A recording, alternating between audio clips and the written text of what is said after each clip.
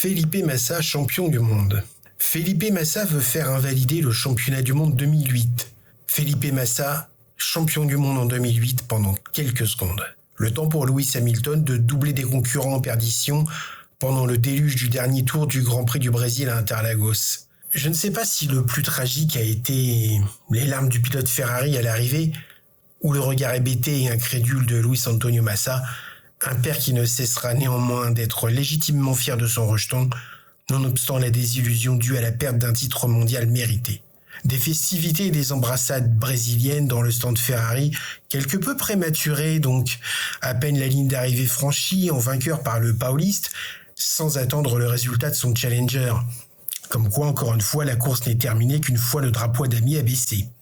Et abaissé pour tout le monde. Ce jour-là, contraint à la victoire en course pour concrétiser une éventuelle victoire au championnat, Massa n'a pas tremblé. Une course parfaite, un week-end parfait, dominant son challenger anglais de chez McLaren. Et pourtant, c'est bel et bien Lewis Hamilton qui remporte là son premier titre mondial. Le résultat d'un championnat du monde résulte de l'addition des points consécutifs aux résultats de chacun lors des différentes manches du calendrier. En clair, le championnat du monde, qu'il se termine à Suzuka, à Fuji, à Abu Dhabi, à Clafouti-Lizois ou à Perpète-la-Galette, ne se joue pas sur la seule dernière épreuve, mais sur la globalité d'un championnat.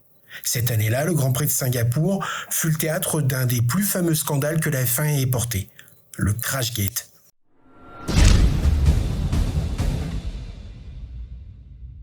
Chez Renault, Flavio Briatore, le patron de l'équipe, et Fernando Alonso, à ce qu'on dit, propose au jeune Nelsino Piquet de placarder sa monoplace dans le mur lors d'un tour prévu à l'avance, au cours duquel Alonso plongerait au stand et on ressortirait ainsi leader après le safety car et remporterait la course. Ce qui fut dit fut fait, bien aidé par le pit stop catastrophique savamment organisé dans le stand Ferrari, déjà, le Brésilien repartant de son stand accompagné de la pompe à essence et de la moitié des mécanos.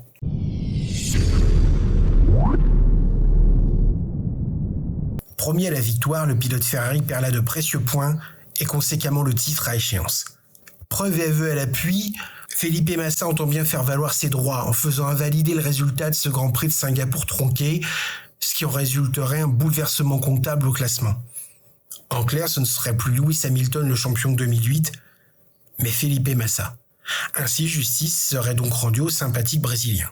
Sauf que, même s'il y a élément à condamner la clique Briatore, Simons, Alonso et Piquet Jr., je cherche ce qui peut bien relier la bande à Bono et Lewis Hamilton.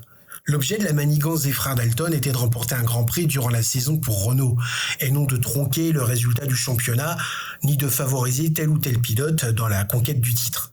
Remanier l'ordre du championnat 2008 reviendrait certes à rendre une certaine idée de justice à Felipe Massa et à Ferrari, mais pénaliserait lourdement Hamilton et McLaren, qui ne sont coupables de rien dans cette histoire. Dès lors, pourra-t-on parler de justice ? Et puis, si on recadre tous les championnats qui devraient l'être, on n'a pas fini. On remanie les résultats des Grands Prix d'Espagne et de Grande-Bretagne en 1976 pour les mettre en conformité avec le règlement, et Lauda est champion du monde une 4e fois et James Hunt 0. En 1983, on disqualifie Brabham BMW pour essence non conforme et Prost est champion du monde. En 90, on peut disqualifier Senna au Japon et Prost est champion du monde une 6e fois et Senna plus que 2 fois. En 94, on invalide Adélaïde et c'est Hill qui devient double champion et Schumacher une fois de moins. Et on peut continuer comme ça longtemps.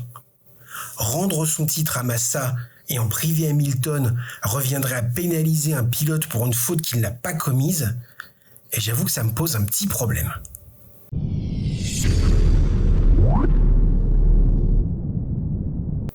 Et vous en pensez quoi ? Dites-moi en commentaire ce que vous feriez si vous rendriez son titre à Felipe Massa. Nous, on se retrouve bientôt pour un sujet que je ne connais pas encore, et je vous laisse sur une citation de Flavio Briatore. Ma, on s'en bat les couilles tant qu'on gagne la course.